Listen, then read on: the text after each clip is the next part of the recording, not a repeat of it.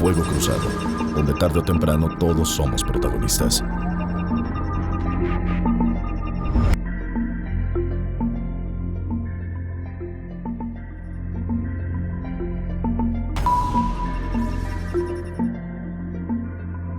El buen Emiliano, que amaba a los pobres, quiso darles libertad. Por eso los indios de todos los pueblos con él fueron a luchar.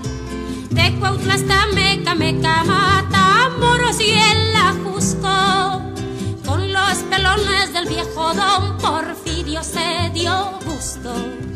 Trinitaria de los Campos, de Las Vegas, de Morelos, si preguntan por Zapata, di que ya se fue a los cielos. Muchas gracias por estar con nosotros en este Fuego Cruzado y en MXN, su televisora.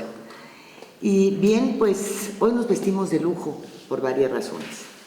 Una de ellas, y la fundamental, es que está con nosotros doña Albertina Díaz Soto Ugalde. Ella es hija de don Antonio Díaz Soto y Gama, que, como usted sabe, fue uno de los principales asesores de Zapata.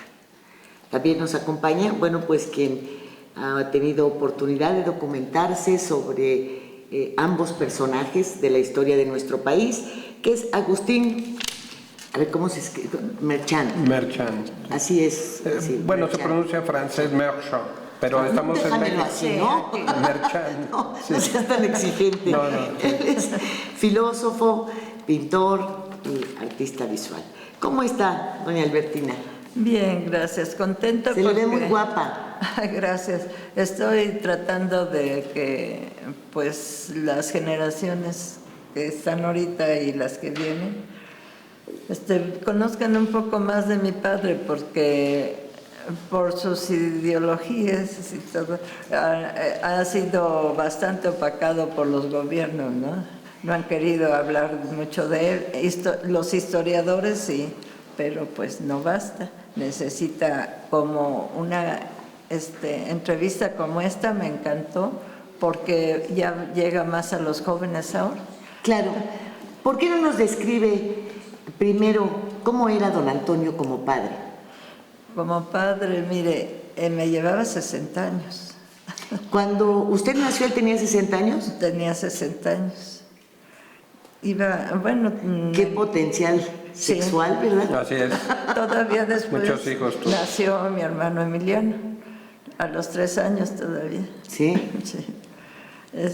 Y él, pues, como mi mamá murió cuando yo tenía 7 años, nos cuidó mucho a Emiliano y a mí porque decía que éramos sus huerfanitos. Entonces nos consintió mucho, nos echó a perder, pero al mismo tiempo, pues después ya nos fue guiando. Casi no hablábamos con él porque pues éramos unos niños, no sabíamos qué decirle si lo veíamos ya como abuelo o bisabuelo, ¿verdad? Claro. Por la edad. Y solo lo que mis tías, sus hermanas, que nos hicieron favor de darnos la casa, a atendernos, cuando murió mi mamá, pues realmente fue lo que nos ayudó a conocer algo a mi papá, porque ellas hablaban mucho. En las sobremesas, que eran muy bonitas, éramos 20. ¿Cuántos eran hijos de su papá? 12. Una niña murió muy chiquita, éramos 11 los que nos fuimos con mi papá, éramos 12 y 7 tías, hermanas de él y una tía de él. Así es que una familia muy grande, imagínense, y ellas nos atendieron con muy pocos recursos, yo no sé cómo le hicieron, una maravilla. Y mi papá pues nada más seguía con sobre todo ya nada más le habían dejado pues chance o lugar de que escribiera. Entonces escribió muchísimo en el Universal, como 30 años, en García Barceca y en varios estados de la República también le pedían colaboración. Y por ese medio fui yo conociendo a mi padre, realmente. Dime, personajes como Antonio Díaz Soto y Gama, que en efecto son desconocidos para muchas generaciones. ¿Cuál consideras tú que es la gran importancia y su gran aporte a la historia de nuestro país? Bueno, a mí me apasiona tanto Soto y Gama porque es uno de los hombres de la historia que cambia la ruta de la nación con sus actos. El principal de ellos fue en la Convención de Aguascalientes. Lo mandó Zapata como representante de él, porque era todo un orador, era abogado y periodista, entonces tenía el don de la palabra. Y precisamente en la Convención de Aguascalientes había una especie de engaño por parte de Carranza, y hizo firmar la bandera que tenían ahí a todos los carrancistas y los villistas. Entonces él, cuando le tocó subir al podio, agarra la bandera y le dice: yo no voy a firmar en este trapo, ¿no? Por lo cual causó mucha polémica y lo querían matar, ¿no? Más de 200 lo encañonaron, pero como estaba en el podio no lo podían hacer, y les empezó a explicar: es que esto es una farsa. O sea, él con su discurso convenció a todos.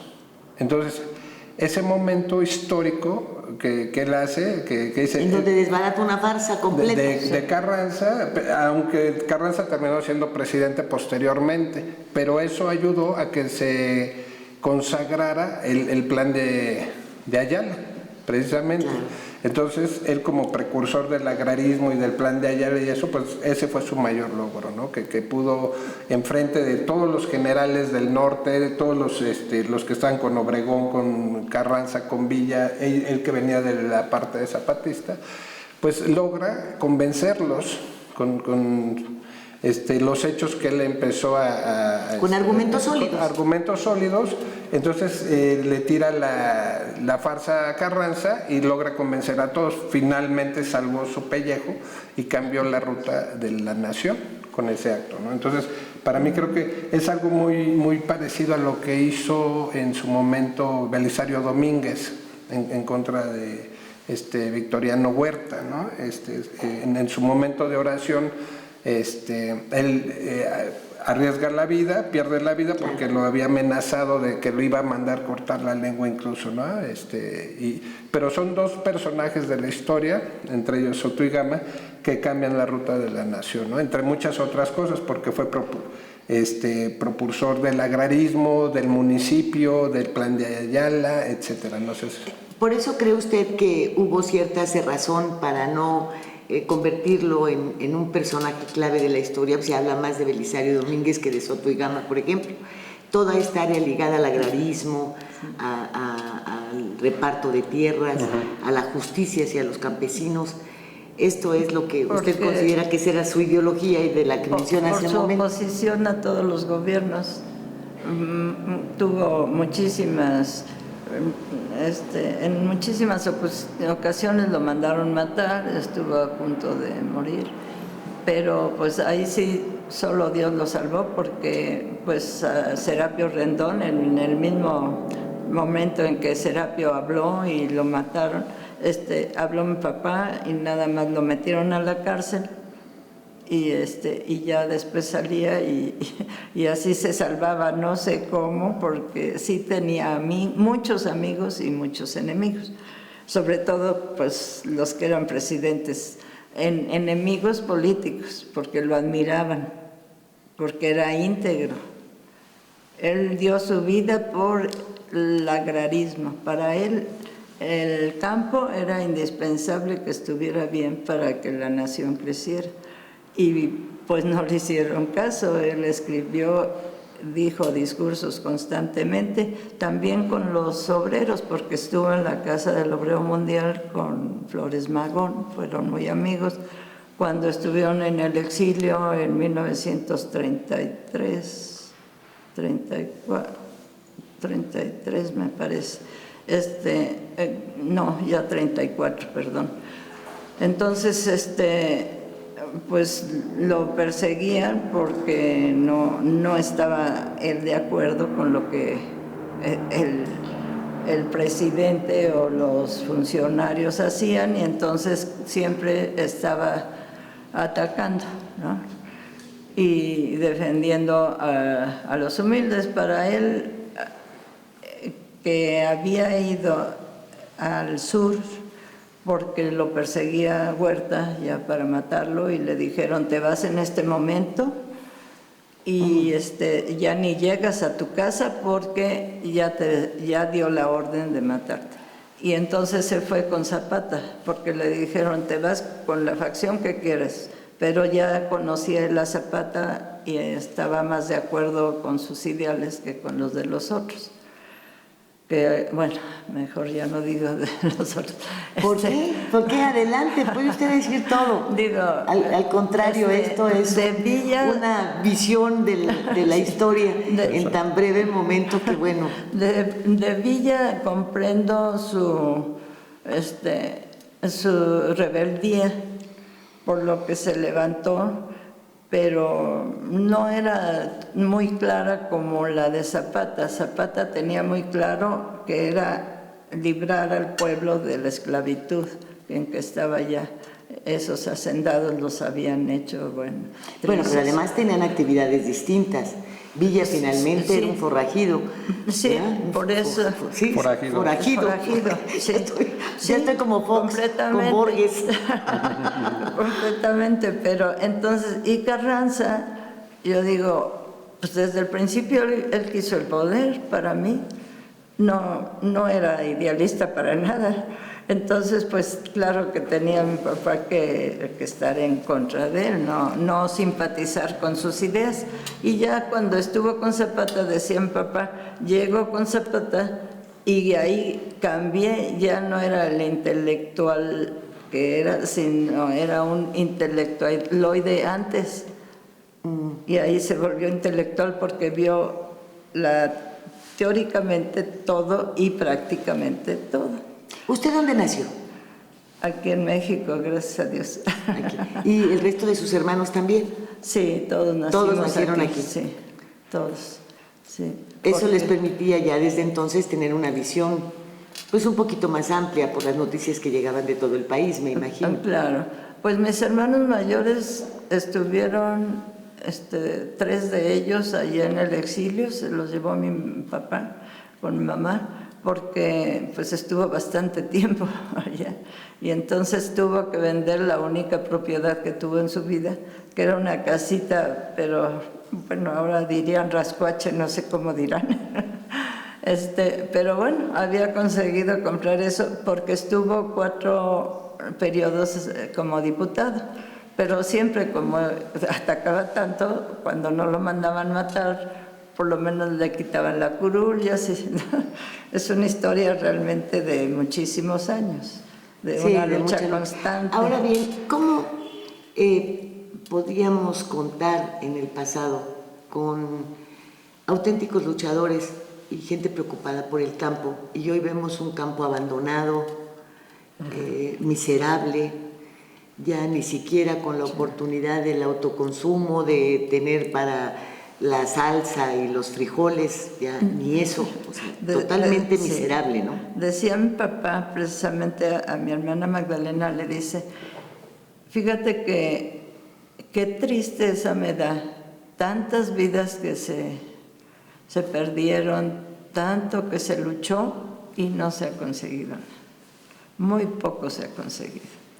¿Qué crees a tu juicio que se ha conseguido? Bueno, se consiguió lo principal, que fue la tierra.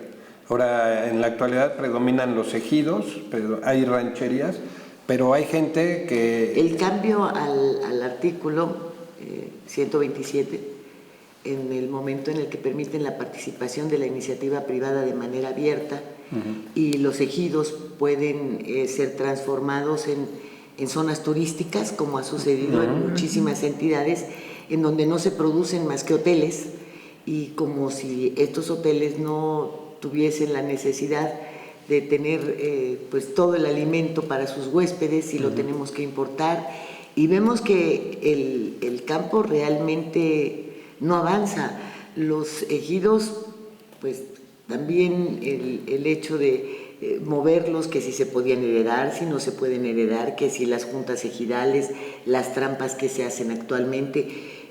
¿Tú crees que eso fue un avance? Yo creo que no. Y la pequeña propiedad, ¿no? Porque realmente no los ayudan mucho.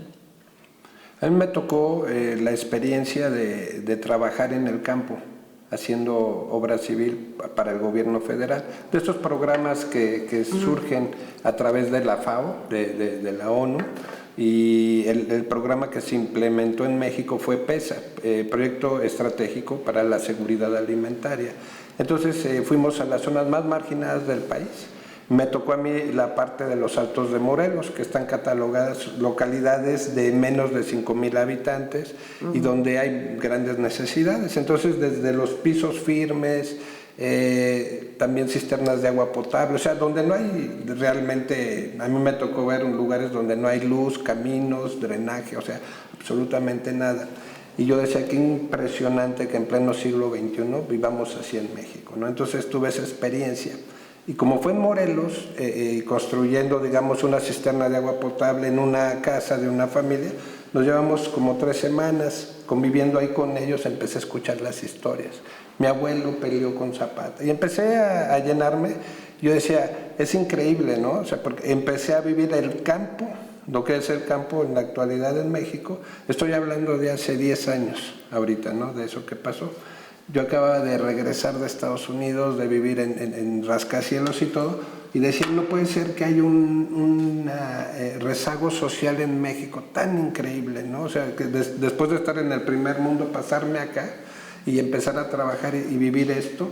Entonces fue cuando empiezo, lo último que hice allá fue estudiar cine en Estados Unidos. Entonces yo venía con toda la idea del cine, me empecé a imaginar una película de los zapatistas, porque me decían, es que mi abuelo fue fulanito y peleó hombro con Zapata, y aquí esta tierra que ves se derramó sangre, estamos en donde se derramó la sangre y el sudor de la lucha, y eso me quedó muy claro, que todos ellos tienen una parcela, ahí todos son productores, campesinos, tienen su frijolito, hay cierto, sí es autosustentable, ¿no? Era.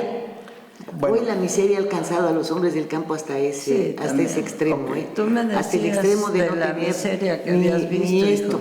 Sí. Uno, en todos los años que tengo también dentro de esta actividad, pues he ido en muchas ocasiones de gira al campo. Entonces, estas tortillas hechas a mano con el maíz que se sembraba ahí para el autoconsumo, igual el jitomate, el tomate, el cilantro, la cebolla. Y entonces encontrabas en la tortilla, la salsa y los frijoles, pues una alimentación verdaderamente completa. Si tú te fijas, si algo todavía por fortuna no tenemos, son campesinos chimuelos. No los hay. Sí, ¿no? sí. Entonces hay puntos de observación que son clave. Y ahora ves a estos niños panzones, desnutridos, y que no tienen el acceso a esta mínima alimentación. Y existen en nuestro país, y esa admiración de ahora, pues déjame, de ese tiempo de hace 10 años que tú sentiste, hoy se multiplicaría ante la miseria, porque el campo era pobre, ha sido pobre siempre, pero ya llegó al extremo de la miseria, de una miseria insultante. Sí. Así es. Porque aún y con las tiendas de raya y los abusos de los hacendados, sí tenían algo para llevarse a la boca todavía.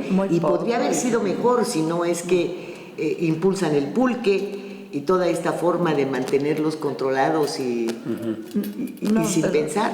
Te puedo contar una anécdota. Adelante, por favor. Mi abuelo, Conrado Díaz Soto, padre de mi papá. Le contó cuando era joven que habían ido a una hacienda más o menos en 1850, por los años 50. Y lo invitó un amigo y le dijo, pues vamos a cazar. Y fue mi abuelo con él y le dejó un peón que lo ayudara para que llevara todas sus cosas. Al regresar, mi abuelo con el peón le da a mi abuelo unas monedas por agradecimiento. Entonces en la noche oye mi abuelo mucho gritería y que ladrón y se asoma y ve que es el peón al que le están insultando y que quieren azotar, al que le había dado el dinero. Y bajó y les dice, ¿qué pasa? Pues es que es un ladrón, tiene unas monedas. No, yo se las di en agradecimiento. Es que aquí nadie, ningún peón puede tener moneda, dinero. ¿Cómo la ven? Entonces dijo mi abuelo, pues estos infelices algún día se van a levantar. Y se levantaron, porque qué cosa tan espantosa. Y pasaban y arrasaban. Dice mi papá en su libro que Zapata se indignó de niño viendo cómo quemaban toda la sembrada que había, mataban a los campesinos, a los niños, a todos. Entonces, solo algunas mujeres que se salvaban con su hijo en el camino iban llorando, buscando, a ver qué hacemos. Una miseria y una prepotencia de los hacendados espantosa. Y la tienda de raya, ¿no? O sea, se superó una etapa, se entró a algo diferente, sí, como producto de estas luchas. Sí. Y ahora estamos cayendo de nuevo. Increíble, ¿no? Que estamos muy como civilizados. Un retroceso de la historia. Pues sí. Pues sí, hay distintas regiones del país donde hay cierto desarrollo, ¿no? Sobre todo en el Bajío y en el norte. Me ha tocado vivir, pero ya es otro... Es otra cosa. Exacto, ¿no? Yo llegué a ver incluso ranchos agrícolas de más de 1,000 hectáreas que tienen hasta pistas de aterrizaje para sus productos y todo esto. O sea, sí hay cierto desarrollo en el país, por eso México se considera el 12º productor de alimentos en el mundo. Entonces yo me pregunto, después de ver lo que vi, dije, pues ¿cómo estará el mundo, no? Porque si México está en este nivel... Es el lugar, pero perdón, pero es el nivel de productos, pero los productos todos van al extranjero, sí, y aquí nos quedan unos productos... Toda la producción de esos lugares era para exportación, pero bueno, les daba trabajo a pueblos enteros. Digo, el sur del país es distinto, ¿no?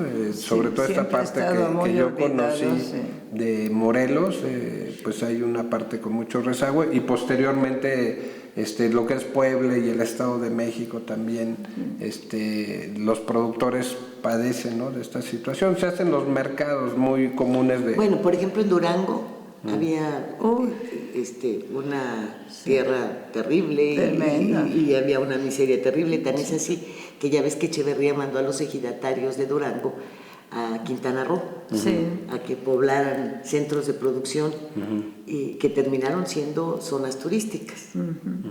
El Cancún y todo y que finalmente pues les compraron la tierra a centavos y hoy forman parte del grupo de miseria, ¿no? Sí.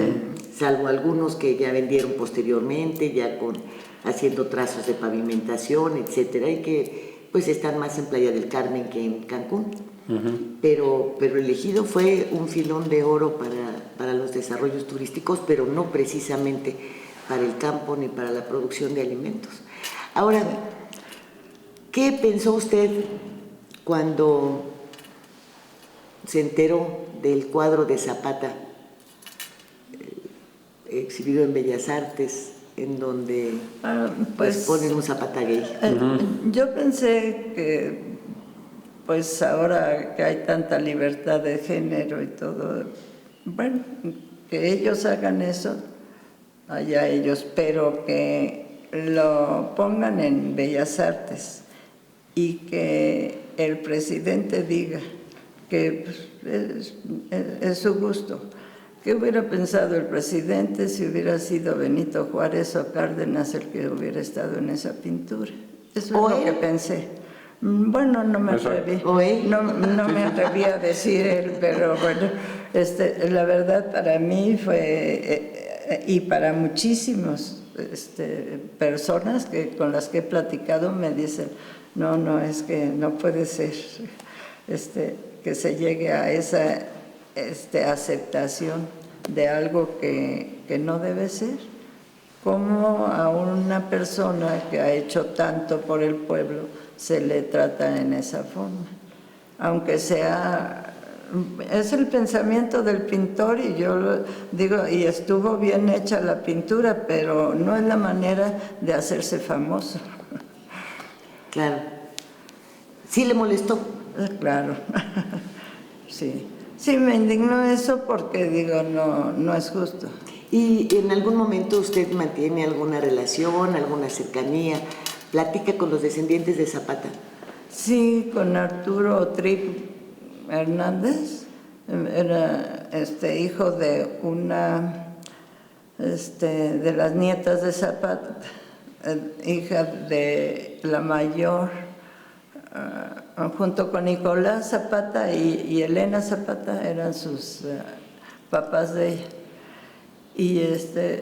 Y ellas nos seguían viendo porque mi papá las había tratado muy bien cuando iban a verlo. Y entonces nos llevábamos como amigos, ¿verdad? Y este muchacho realmente no sabía nada de Zapata, no conocía a mi papá. Pero un día casualmente dijo, ay, mi mamá hablaba mucho de esta persona, y entonces buscó. Y se fue todo Zarco buscando la casa de mis hermanos y dio con ellos. Y ya desde entonces tenemos mucha amistad. Él no es como Edgar Zapata, que sí se ha dedicado más a la historia y todo, y qué bueno. Y se ha tratado de lo mismo Margarita Zapata. Yo con Diego Zapata, el hijo más chico, nunca me simpatizó porque pues trataba de estar siempre con el gobierno, ¿no? Más bien, y muchos de los bisnietos de Zapata pues se creen una maravilla, y digo, es que los descendientes no hemos hecho nada, no tenemos por qué ser presumidos. Y por eso no me llevo así muy bien con ellos, pero todos, hay muchos de buena voluntad que han hecho algo, tratan, ¿verdad? Pero sí, los gobiernos pues no les han dado ayuda, yo creo, o ellos no han hecho lo posible, porque conocí a uno que era es primo hermano de Arturo. Me invitó un día a, ay Dios, ¿cómo se llama? ¿Dónde está? La escuela, no es Chilpancingo, una escuela, creo que es del Politécnico, que es muy famosa, de agricultura o algo así. Chapingo. Chapingo, en Texcoco. Me invitó, y pues él había sido, en primer lugar no llevaba el apellido de Zapata, lo llevaba porque se lo cambió, pero él ya no le tocaba, porque era hijo de una ahijada de mi papá, que era la hermana de este muchacho, de Carmen Zapata, que ellos sí eran nietos. Y luego su hijo pues ya no le tocó el apellido porque ya ve que ya llevaba el del papá. Se usaba siempre el del papá. Y entonces este muchacho me enteré que había sido presidente municipal, alcalde de ahí. ¿Y qué había hecho? Nada más pararse el cuello. Y cuando le llegó el turno de hablar, porque ese día era que para recordar la revolución ya estaban muchos estudiantes muy bonitos, lleno, como a mí me gusta ver a la juventud y hablarles a ellos. Y pues dijo cosas que en cualquier libro lo encuentra, pero no es sentido por él, ¿no? Porque no. Y entonces cuando yo hablé les gustó mucho a los estudiantes, porque yo les hablo sobre todo de lo que decía mi papá, cómo era Zapata, cómo era el hombre. Sí hizo muchísimo, pero no conocemos a los héroes por cómo fueron, y eso les llama mucho la atención a las personas. ¿Y cómo era Zapata? Zapata, dice mi padre, que si quiere se lo leo algunas. Dice, tenía muchísimas facetas, y entonces dice, por ejemplo, ¿cómo reaccionó Zapata, niño aún, contra el primer despojo de tierras? O Zapata como agricultor, o Zapata estupendo charro, Zapata consignado al servicio de levas, imagino, sufrió mucho. Y luego Zapata se adhiere al movimiento maderista, y Zapata idealista, desinteresado e incorruptible, como hombre guía, como un certero atisbo de Zapata. Zapata, hombre de acción, hablaba poco, pero era muy intuitivo, no razonador. Externaba su pensamiento con sacudidas en frases breves y cortantes, y así en muchísimas facetas. Entonces a mí me gusta hablarles de eso que decía mi papá, porque pues que sí, lo es así como se conozcan. conoce realmente al personaje. A la persona, ¿verdad? Sí. Como Sí, usted que y ahorita se me explican preguntó cómo era como padre, cómo era como escritor. Él siempre, como era muy pobre, porque pues lo dejaron en la pobreza, además de que no ejercía. Y cuando ejercía era para defender al campesino de los caciques, sobre todo, que él nunca los perdonó mi papá porque decía que, bueno, la mayoría hacían atrocidades con el campesino. Y luego cuando, ay, perdón, pero ya se me fue de tanto que... No. ¿En qué momento podemos considerar, por ejemplo, Zapata, pues es mitificado, dignificado, ¿no? De alguna manera sumamente respetado por los hombres del campo, pero detrás de él hay personajes como su padre, que son los que de alguna manera construyen la historia de estos hombres. Exactamente. Y que de repente pues los tenemos abandonados, ¿no? Y fueron los constructores los que van armando toda la historia de los hombres. De hecho, sí. Perdón, siguió mi padre, cuando mataron a Zapata, dijeron, bueno, ¿y qué? ¿Se acabó el plan de Ayala? No, tenemos que defenderlo. Y entonces, por eso, fundaron el plan, el Partido Nacional Agrarista. Y con eso tenían a todos los campesinos de la República unidos ahí y luchando porque se llevara a cabo el plan de Zapata, del plan de Ayala.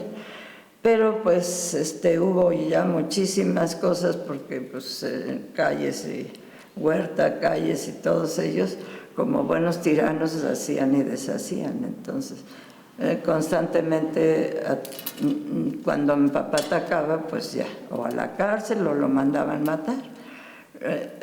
Una vez supo mi papá que no lo habían matado porque él iba en un trenecito de esos de antes, que iba lento, por todo Tlalpan para su casa precisamente, y llevaba a mis hermanos mayores. Entonces él siempre se sentaba a uno de sus hijos en las piernas y a los otros los tenía juntos. Y le dijo a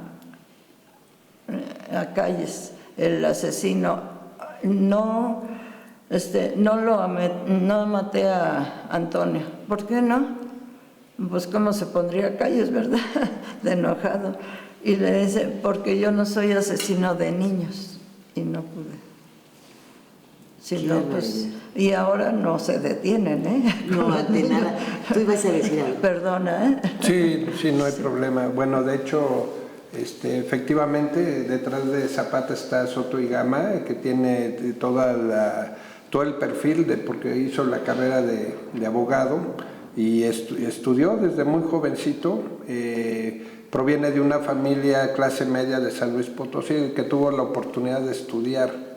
Estamos hablando del 1880, ¿no?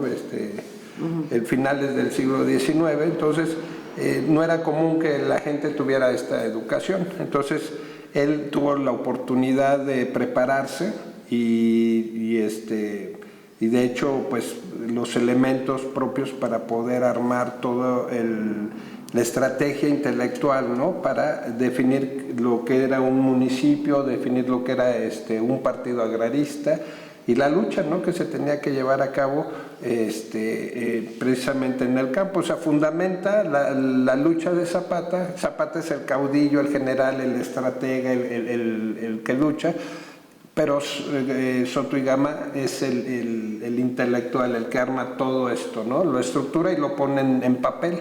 Entonces él hace todos sus escritos, tiene todos los documentos y propiamente es el vocero.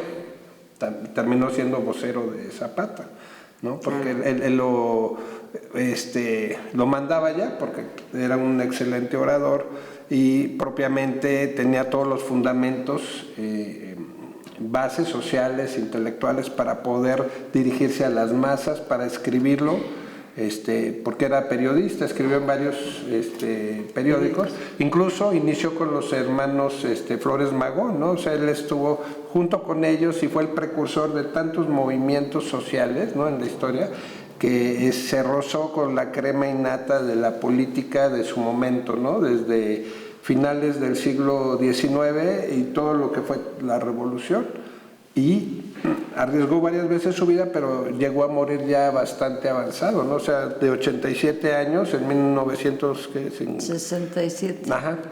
Además, pues iba a ser rector de la UNAM, fue muchas veces por los presidentes, lo quisieron llamar para que fuera asesor de ellos. Con el que más se tuvo relación fue con Álvaro Obregón, porque incluso le regaló un zapato pintado que tiene en su casa, que es una joya de arte y de historia. Se lo obsequió a Soto y Gama, y además a lo largo de su vida gana muchas medallas, entre ellas la Belisario Domínguez.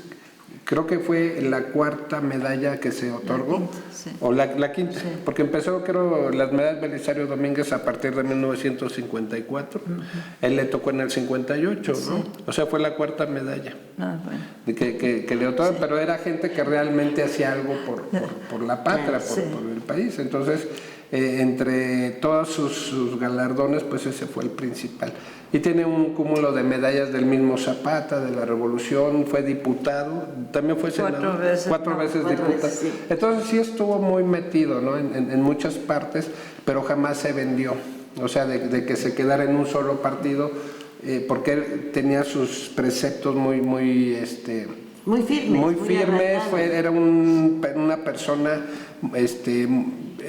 que tenía sus valores bien fundamentados, y que además el máximo, digamos, legado que nos deja es un testamento político y social, ¿no?, donde habla de los hombres leales, de los hombres impunes de México, y todo esto. Entonces yo creo que eso es algo magnífico, de una persona verdaderamente que se dio a la patria, a la historia, a la política, y que jamás se dejó corromper, sí.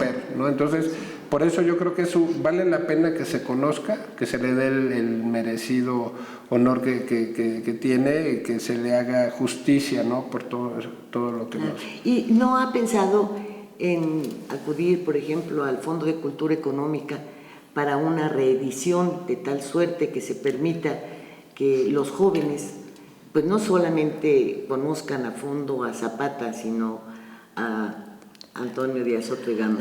Antier fui al INER, que fue el que editó esta primera edición del libro de mi papá, precisamente a decirles eso, que si se podría hacer otra edición, porque pues muchas personas me preguntan en Morelos, cuando fui a Cuautla, me decían, ¿y dónde lo conseguimos? Pues a ver si en el INER, pero no, hicieron una edición muy corta, creo de 2000, para ahora, pues, y luego ahí mismo ya los estaban vendiendo, y pues se acabaron en un momento.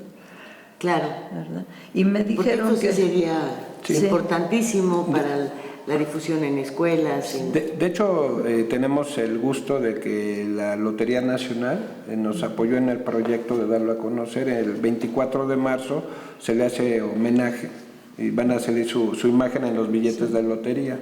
Y ese día vamos a hacer una exposición, es el 24 de marzo, es martes.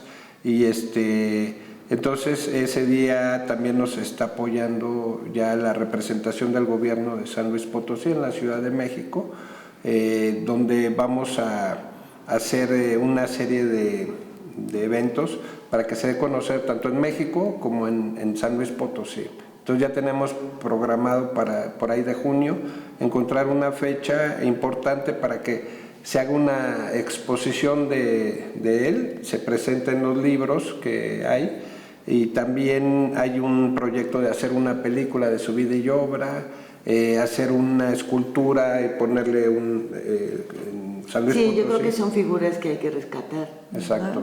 por eso dije, bueno, antes de morirme, voy a... No, ni diga usted eso. No, pues todos Pero nos morimos. creo que Pero- inclusive documentales Exacto. que puedan ser Sí. realizados por los estudiantes de comunicación de la UNAM, me ha Sí, dado una creo que idea muy sería buena. Voy a ir. muy importante y porque tendría una difusión. Sí. La UNAM tiene además su propio canal Sí. de televisión. Sí. Gloria Villegas, que es una...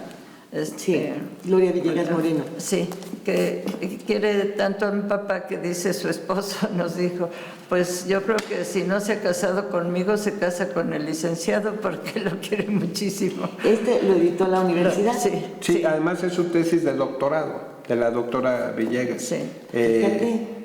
20 años se Entonces, le voy tardó a haciendo este preguntar libro. cómo nos puede ayudar para Claro, que los claro. jóvenes lo conozcan. Bueno, inclusive me supongo que tendrá muchísimos datos dentro de su propio libro Por supuesto. que pueden servir Como el muy guión, bien como exacto. guión. Sí, no, total. Para aportaciones de Sí. esta naturaleza. Yo creo que este es el más completo de Historia del agrarismo en México, este fue de Conaculta. también. Sí. Sí. Pero gracias a Pedro Castro que lo rescató en el archivo de mi papá, porque Béjar Vázquez, cuando fue secretario de Educación, se lo regresó y ya, no lo editaron, no tenían dinero.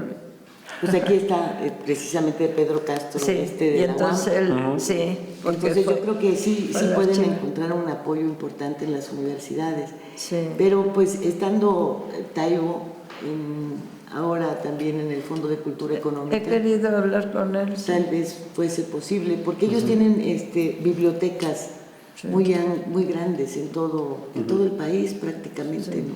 Sí. Y puede ser que inclusive les distribuyan los de las universidades, porque sí es todo un personaje que debemos rescatar y conocer, Pues sí. En el Exactamente. INER no solamente para que nos permita tener una imagen muchísimo más completa, sobre todo los que nacimos en el cemento, ¿no? De quién era Zapata, cómo Pues era sí. Zapata, qué perseguía Zapata, Pues sí. sino de él mismo, Claro. de don Antonio. Exactamente, sí. En el INER me dijo el director, Felipe Ávila, que no lo podían editar porque no había presupuesto. Bueno, Pero mire, eso dicen siempre. Pero que lo tenían ya digitalmente, ya lo habían pasado digitalmente. Entonces hay que pasarlo ya que lo conozcan más. Pues aquí viene Porque también los jóvenes un compendio, ahora son- ¿verdad?, de sus artículos. Sí. Así es. Sí, de 100 artículos. Sí, pero tiene cajas Y en este su también. casa, cajas Y enteras este de también. artículos de Sí. periódico que toda su vida hizo y que también todo eso hay que rescatarlo. Sí, en el Centro de Estudios de la Revolución, de Carso, es donde dejaron mis hermanos. Oiga, usted se parece mucho a su papá, Yo creo que sí. ¿verdad? Mire usted, a ver si puede Sí. hacer un acercamiento. Sí. Me voy a poner ¿Verdad? seria como el... Sí, Sí, sí. sí, pero cantidad,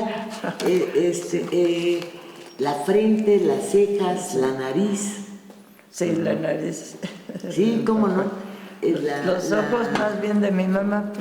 Sí. El rostro en triángulo. Sí. Le voy a enseñar la familia para que vea cómo eran. De hecho, hay un audio que afortunadamente se rescató cuando él da una conferencia en la Lotería Nacional, pero en 1954. Ah, Y es increíble, de que era un orador impresionante, de eso que solamente en las películas se ve, ¿no? Pero es solo película, que dicen una frase y todo el mundo, ¡bravo! Pero este era original. Afortunadamente uno de los nietos de ella ya hace diseño digital y vamos a tratar de que el día del evento de la lotería pueda hacer un holograma de él dando el discurso, que dura casi una hora. 54 minutos con 44. pues eso estaría Los muy bueno. invitamos. Pero a lo mejor si lo sostenemos en esta cámara, es posible que quede muchísimo mejor. Porque sí se parece a usted muchísimo, muchísimo. Y bueno, sí hay dos libros Sí. que en esta dotación que hizo favor de traernos, escritos por su padre. Dotación. La cuestión agraria en México Sí. es uno de ellos, y la revolución agraria del Sí. sur, y Emiliano Sí. Zapata. su Me lo caudillo. dedicó mi papá. Y esa Mira, aquí foto, viene qué también bonita otra foto. Esa me gustaría que la sacaran ahorita porque... Sí, cómo no, está muy- para que esté dentro del anuncio inclusive del programa. Así. Está dirigida a su hija Albertina. ¿Cómo dice? Cariñosa, ¿qué? Cariñoso recuerdo. Cariñoso recuerdo. Cariñoso recuerdo de su padre Antonio. La letra de antes, ¿verdad? Sí, los hacían que hicieran bonita unos letra. cuadernitos preciosos, teníamos de todos ellos, fueron 16 hermanos. Mi papá fue el segundo de los 16 hermanos, de Soto y Gama. Doña Albertina, le agradezco muchísimo su presencia en MXN. Pues Muchas yo gracias le por estar con agradezco a nosotros, usted por su todas estas invitación. lecciones. Su invitación. gracias. Sí, muchas gracias por la invitación y que podamos en estos espacios dar a conocer a estos personajes, ¿no? Y sin el apoyo de ustedes, pues cómo lo logramos, ¿no? Claro, y qué bueno que estén haciendo esta labor. Se necesita. Sí, ya lo creo. Sí, Ya lo creo. qué bueno. Necesitamos llegar a los jóvenes, pero también hacer que los viejos tengamos una sacudida y recordemos que Sí. tenemos mucho que hacer, enseñar cómo eran las cosas antes, cómo están ahora, para que, bueno, así como te decía, quienes nacimos en el cemento y no tenemos la misma imagen, aprendamos a valorar a todos aquellos que nos han antecedido y que finalmente no formaron el México de hoy. Si lo hubiesen formado no lo tendríamos tan deforme. Así es. Contribuyeron. Trataron, Y bueno, algunos trataron lucharon mucho, pero no, desgraciadamente. Pero hoy ni siquiera se da esa lucha. No, ya el Eso pueblo es lo está más. ahorita Adormecido. completamente adormecido. Muchísimas gracias. por su Gracias. presencia Muchas y gracias. muchas gracias a usted por el favor de su atención. Y si nos lo permite, nos vemos el próximo viernes. Corte.